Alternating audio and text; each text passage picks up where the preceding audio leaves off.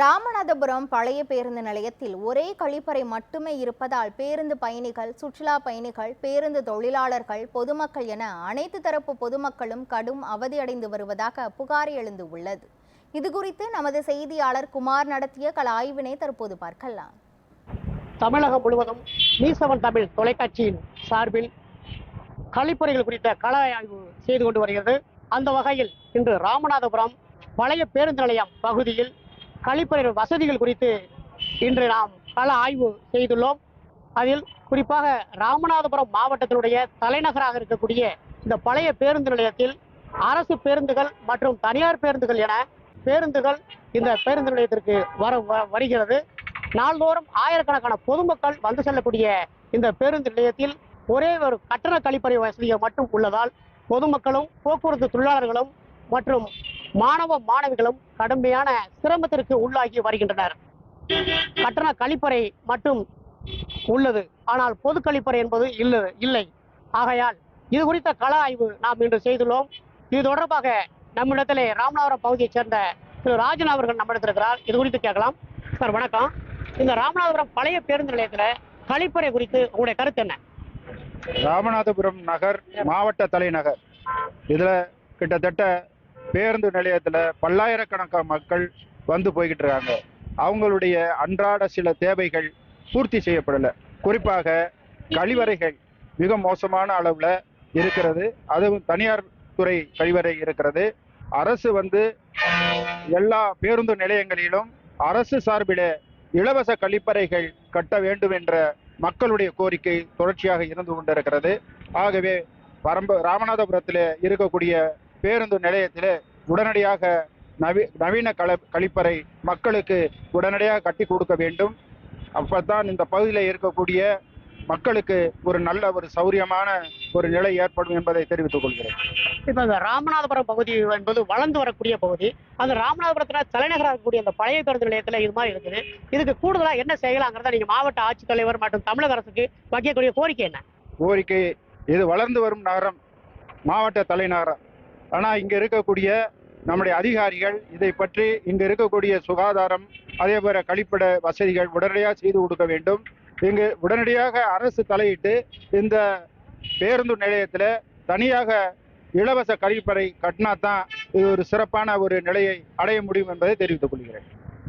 மேலும் இது தொடர்பாக ராமநாதபுரம் பகுதியை சார்ந்த சமூக ஆர்வலர் செந்தில் அவர்கள் நம்மளுக்கு. இப்ப இந்த பழைய பேருந்து நிலையத்துல ஏராளமான கிராமப்புறத்தில் இருக்கக்கூடிய மாணவர்கள் மற்றும் பொதுமக்கள் இங்க வந்து போய்கிட்டு இருக்காங்க. இப்ப தற்போதைய இந்த நிலைமை எவ்வளவு சிரமத்துக்கு உள்ளாக்கி?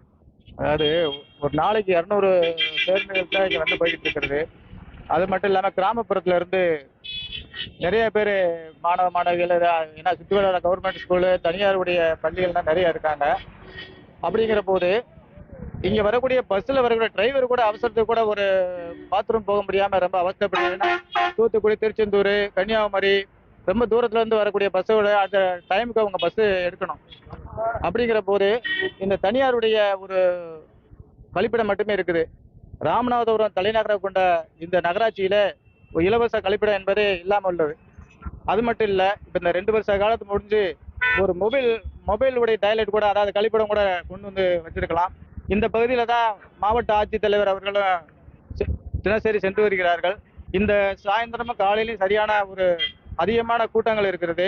அந்த நேரத்துல எவ்வளவு பெரிய இதுலயும் ஒரு சின்ன ஒரு டாய்லெட், அந்த பாத்ரூம் கூட கழிப்பிடம் சரியான பராமரிப்பு இல்லாம ரொம்ப மிகவும் மோசமான நிலையில இருக்கிறது. இது தனியாருடைய சம்பாத்திய குறிக்கோள் மட்டும்தான் இருப்ப தவிர மற்றபடி தேவையான ஒரு இது இந்த பேருந்து நிலையத்துல கிடையாது. அது மட்டும் இல்ல, இரவு 6 மணிக்கு மேல ஆயிட்டா விளக்கு சரியாக மின் விளக்கில் இருப்பது கிடையாது. அதிகமாக 10 மணிக்கு மேலேயும் பஸ் வசதி இல்லாம கிராமப்புற மக்கள் ரொம்ப இருக்கிறதுனால அவங்களுக்கு தேவையான கழிப்பிட வசதி கிடையாது. அது மட்டும் இல்ல, ராமநாதபுரத்திலே இங்கிருந்து கலெக்டர் பாரதி நகர் வரைக்கும் எந்த ஒரு இலவச கழிப்பிடம் கிடையாது. இதை மாவட்ட தலைவர், ஆட்சித்தலைவர்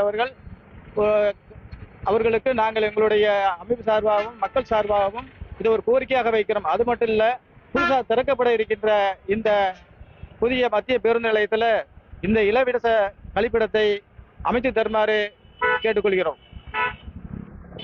ராமநாதபுரம் மாவட்டம் என்பது சுற்றுலா தலங்கள் மிகுந்த பகுதியாகும். குறிப்பாக ராமேஸ்வரம், திருப்புலானி, சேதுக்கரை, தேவிப்பட்டினம், உத்தரகோசமங்கை உள்ளிட்ட பல்வேறு பகுதிகளுக்கு செல்லக்கூடிய சுற்றுலா பயணிகள் மற்றும் ஆன்மீக பொதுமக்கள் வந்து செல்லக்கூடிய இடமாக இந்த ராமநாதபுரம் பழைய பேருந்து நிலையம் அமைந்துள்ளது. இந்த பகுதியில் நாளொன்றுக்கு ஆயிரக்கணக்கான பொதுமக்கள் வந்து செல்லக்கூடிய இந்த பகுதியில் போதுமான கழிப்பிட வசதிகள் இல்லாததால் சுகாதாரமற்ற சூழ்நிலையே நிலவி வருகிறது. இதில் உடனடியாக மாவட்ட ஆட்சித்தலைவர் மற்றும் மாவட்ட நிர்வாகம் இதற்கு போதுமான கழிப்பிட வசதிகளை கூடுதலாக ஏற்படுத்தி கொடுத்தும் தற்காலிகமாக மொபைல் டாய்லெட் போன்ற வசதிகளை ஏற்படுத்தி தர வேண்டும் என்பதே இந்த ராமநாதபுரம் பகுதி பொதுமக்களுடைய தலையாய கோரிக்கையாக உள்ளது. குமார், நியூஸ் 7 தமிழ், ராமநாதபுரம்.